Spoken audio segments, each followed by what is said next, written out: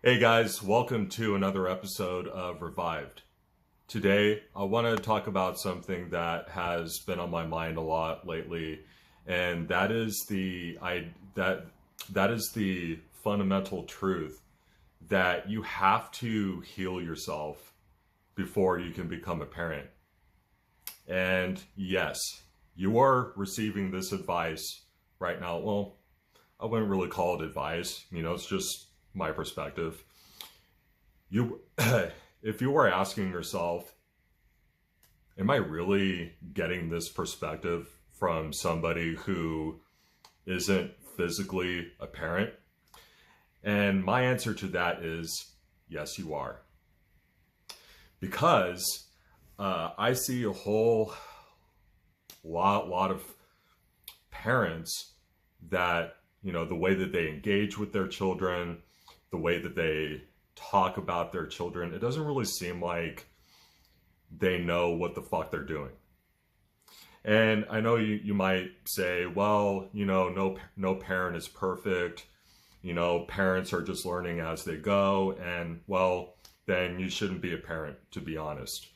You shouldn't just put the cart before the horse and just go and meet somebody or date somebody.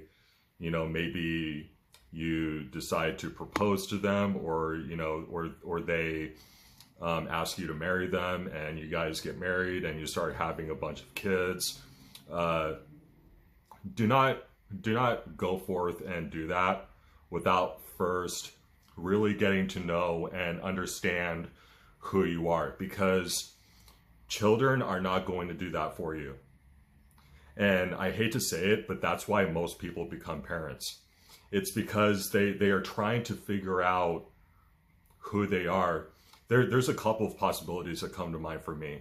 It's either because they're really trying to get to the root of who they are through these little children that they have, or they're doing it just solely based on their need for control, right? Because there's probably nothing more fun to somebody than the ability to overpower a little person, right? A little child, because they feel completely out of control with their own life. They feel completely out of control with the fact that their life is the way that it is. They just, they didn't ever want to do the work on themselves. They didn't ever want to ask themselves the hard questions. They didn't want to sit in silence. They didn't want to meditate. And, you have to heal your inner child first, because most people, and it's pretty obvious, all you have to do is walk out your front door and you can see that most people, most adults, aren't actually full-fledged adults. They're not really prepared. They might have a really good job. They might be in a really good high-paying profession. They might make a lot of money. But it's not the physical 3D external doings, or the materialistic things that you acquire that make you an adult, or that make you a good parent or a good spouse or a good husband, or just even like a good boyfriend that can provide for his girlfriend or whatever. Those things, put that on the back burner for now, because those are things that can just be easily plucked out of your life, and you may not even see it coming. And what are you going to do when that happens? Are you just going to give up because that's where you have placed your whole identity in? The job you have, the money you make, the place you live in, how you grew up, it has little to no bearing on who you are as a soul. And you have to first understand that before you become a parent. And you have to first go back to when you were 10, 11, 12 years old and ask yourself, like, why was my dad such a bully to me? Why was my mom so domineering and unfair and belittling me all the time when I was that age? You know, and look, this isn't to disparage anybody's parents or to just disparage parents in general. This isn't to call people, you know, bad parents or that, you know, but let's face it, most people that are parents should never be parents to begin with, you know. And I was watching this live earlier with Mark Driscoll, who's a very well-known pastor. For those of you that are in the Christian faith, you know exactly who I'm talking about. It's Mark Driscoll and his wife Grace Driscoll, and they're sitting in on a podcast, which I don't know. I kind of think that's weird, to be honest, for married couples to do podcasts with each other. Like, why don't you just talk about it without the cameras rolling, you know, or without microphones? You really have to have a podcast in order to have a deep, meaningful conversation with each other. But anyway, I digress. They were talking about this idea of soft parenting, and you know, they were trying to masquerade. They were trying to come off as though they were trying to teach, you know, ways to discipline your children without punishing them or being angry at them. And mind you, this is coming from the same guy who, in a clip that he put out, I think it was a couple months ago, about a family gathering around at a dinner table and, you know, talking to their children. And there's this guy who asks his children, why do you talk to your mother differently than you talk to me? And the children go, well, because you will, you know, you'll scream at us or you'll yell at us or whatever. And Mark Driscoll goes on to brag about the fact that he made his daughter throw up. And, you know, talking about like how he didn't have to yell, he didn't have to scream at her, you know, which he probably did on numerous occasions, which is why she threw up and was in complete fear of this guy. But he bragged about her throwing up and talking about it being a dad superpower. Is this really where you want to get soft parenting advice from?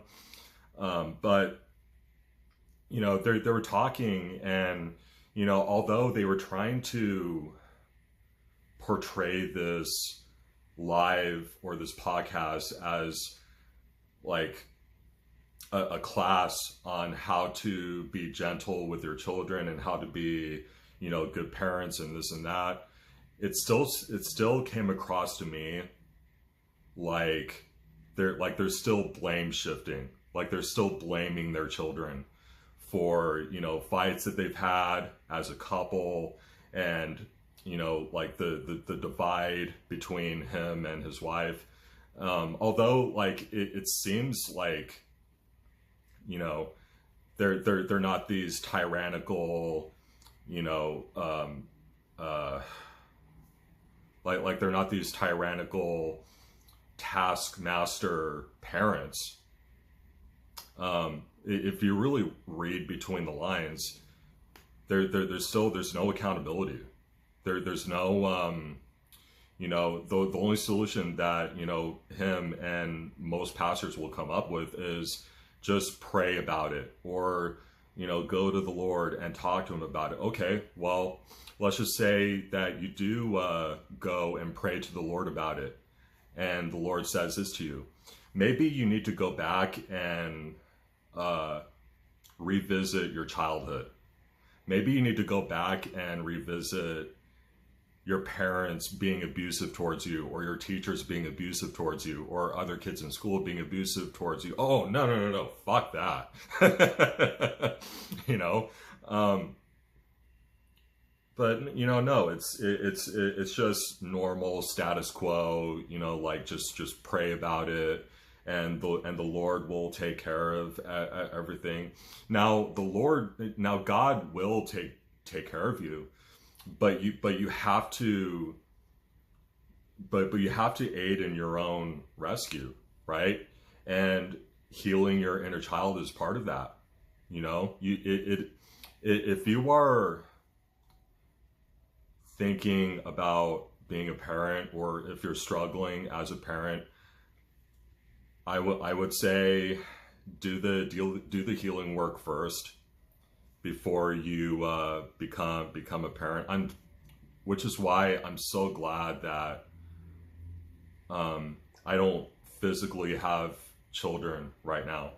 I can't imagine raising children, not just in this world and this environment, but I can't imagine raising children, when I was 27, 30, 32 years old, when I was just a complete, like, I was depressed, I was hopeless, I was confused, and I'm still a little bit confused in certain ways, but hey, you know what? That's part of the spiritual journey. But I'm talking about, what they'll often talk about in the spiritual community, the dark night of the soul, right? Or some might call it the ego death, where your life just starts going to shit. You start getting really, really confused. You start getting really, really depressed, suicidal. I'm just so glad that, like, I never subjected any child to that, because I was nowhere near ready, and I was nowhere near ready because I was not ready to face my own trauma and my own pain. And it doesn't necessarily just have to come from childhood. It can come from, adolescent years, adulthood, something that, may have happened to you, but you need to focus in on that first. Do not put the cart before the horse.